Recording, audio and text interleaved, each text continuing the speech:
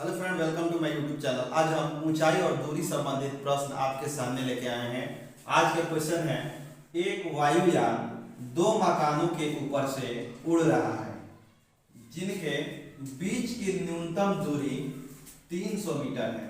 जो दो मकानों के ऊपर से उड़ रहा है उन दोनों मकानों के बीच की दूरी दे दिया है 300 मीटर। यदि वायुयान में बैठे व्यक्ति को विपरीत दिशा में स्थित दोनों मकानों के अवनमन कोण दिया है कि क्रमशः 45 अंश तथा 60 अंश दिखते हैं, तो वायुयान की ऊंचाई ज्ञात करना है। तो सबसे पहले हम देखेंगे कि दो मकान यहाँ हम मान ले रहे हैं कि यहाँ यह हमारा धरातल है जहाँ पर मकान ए स्थित है और यहाँ मकान बी स्थित है, और दोनों के बीच की दूरी जो है यह 300 मीटर है। यहाँ 300 मीटर हम लिख दिए क्योंकि ए और बी यानी कि पहला मकान, बी मतलब दूसरा मकान, दोनों के बीच की दूरी दिया है 300 मीटर। और यहाँ पर एक वायुयान उड़ रहा है, तो मान लेंगे कि सी नाम का कोई वायुयान है जो दोनों मकानों के ऊपर से उड़ रहा है, और यहाँ से इसकी ऊंचाई ज्ञात करना है, यानी कि एच का मान निकालना है। यहाँ हम डी लिख ले रहे हैं, और यहाँ से ये जो देख रहा है, यहाँ से मान लेंगे कि ये वायुयान है। यहाँ अवनमन कोण, पहले इसको हम बना लें, यहाँ अवनमन कोण क्रमशः दिया है कि 45 और 60 डिग्री है, तो यहाँ हम 45 अंश ले रहे हैं और यहाँ से अवनमन कोण 60 अंश ले रहे हैं। तो यह हम देखेंगे कि यह 45 अंश है और एकांतर कोण के कारण ये भी हमारा 45 अंश ही हो जाएगा, और यहाँ हम 60 अंश लिए हैं तो ये वाला भी 60 अंश हो जाएगा।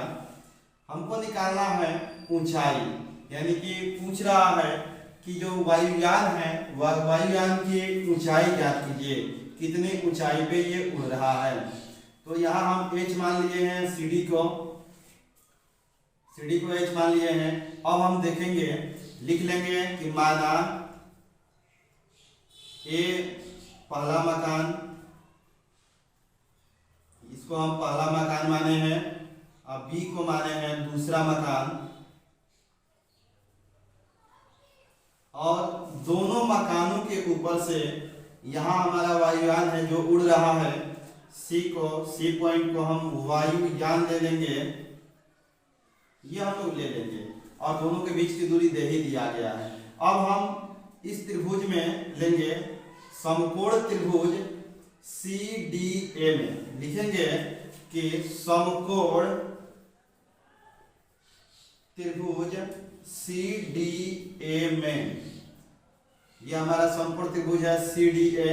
यह हम ले लेंगे कि tan 45 अंश बराबर, हम जानते हैं कि tan थीटा बराबर होता है लंब बटे में आधार, तो लंब हमारा h है तो h लिखेंगे, आधार हमारा AD है तो यहाँ हम AD लिख देंगे। अब हम जानते हैं कि tan 45 अंश का मान 1 होता है, तो यहाँ हम 1 लिख दिए, 1 बराबर h बटे में AD, या हम AD बराबर लिख सकते हैं h। इसको हम इक्वेशन फर्स्ट मान सकते हैं, AD का मान निकालिए। अब हम लोग क्या करेंगे, ये समकोण त्रिभुज है CDB, लिखेंगे कि समकोण त्रिभुज CDB में, इसमें भी हम ले लें, ये 60 अंश का बना रहा है, इसमें भी हम लिखेंगे कि tan 60 अंश बराबर, tan थीटा बराबर होता है लंब बटे आधार, तो लंब हमारा CD है जिसकी दूरी ऊंचाई h दे दिया है, और आधार हमारा dB है, तो यहाँ हम dB लिखेंगे, dB। अब हम जानते हैं कि tan 60 अंश का मान कड़ी में 3 होता है, यहाँ हम कड़ी 3 लिख दिए हैं, h बटे में dB,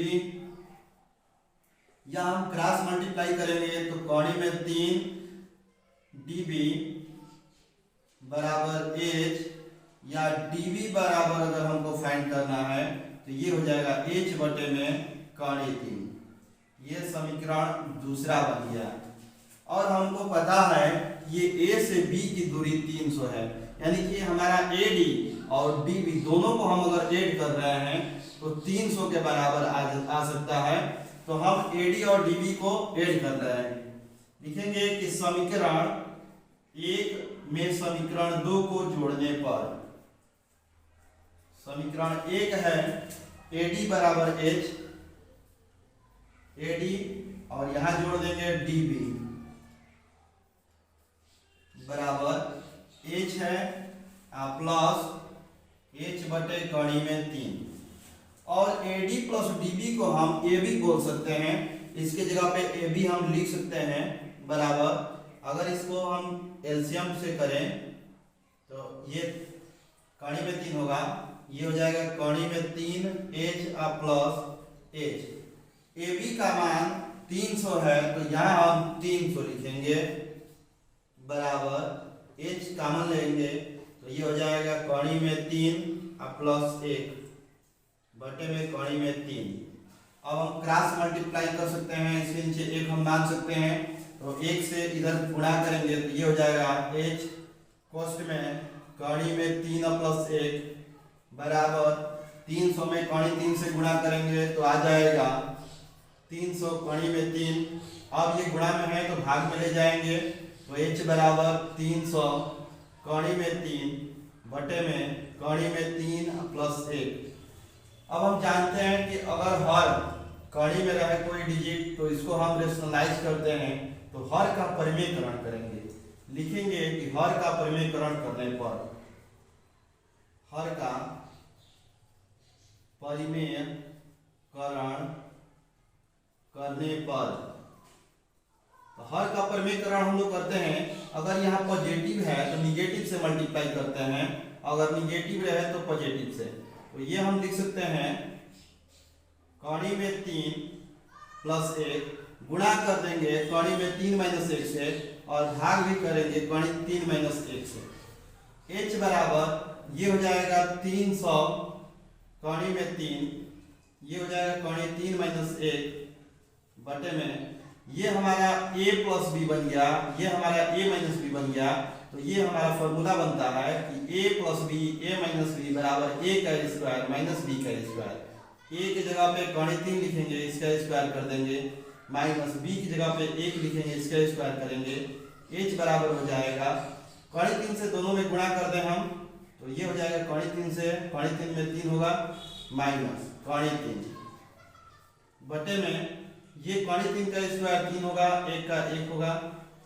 H बराबर 303 और कड़ी 3 का मान क्वेश्चन के अनुसार हम लोग 1.73 रखेंगे, तो यहाँ हम रखेंगे 1.73 बटे में 2।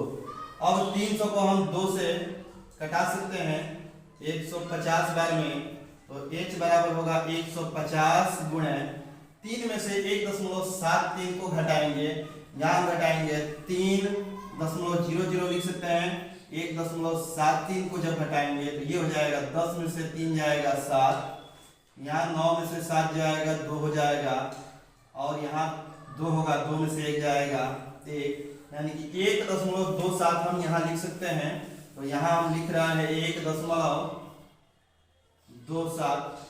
अब क्या करेंगे, गुणा कर देंगे, तो गुणा कर रहे हैं 0 यहाँ लिख देंगे, यानी कि 127 में 15 से हम गुणा कर देंगे, तो यहाँ हम गुणा कर रहे हैं 127 में 15 से, ये हो जाएगा 5 से 35, 8 से 3 हुआ, 5 दूनी 10, 3 13, अब 5 एकम 5 और 1 6, फिर 1 से गुणा करेंगे तो ये 7 2 1, ये 5 हो जाएगा, 7 और 3 10 हो जाएगा, 6 और 2 8 और 1 9 हो जाएगा, और 1 यानी कि 1905 है, यहाँ पे 1905 लिखेंगे।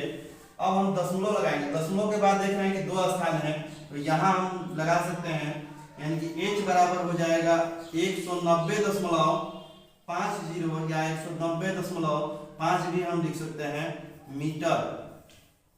अतः हम कह सकते हैं कि वायुयान की ऊंचाई जो होगी 190.50 मीटर के बराबर होगा, और यही हमारा आंसर हो जाएगा। Thank you.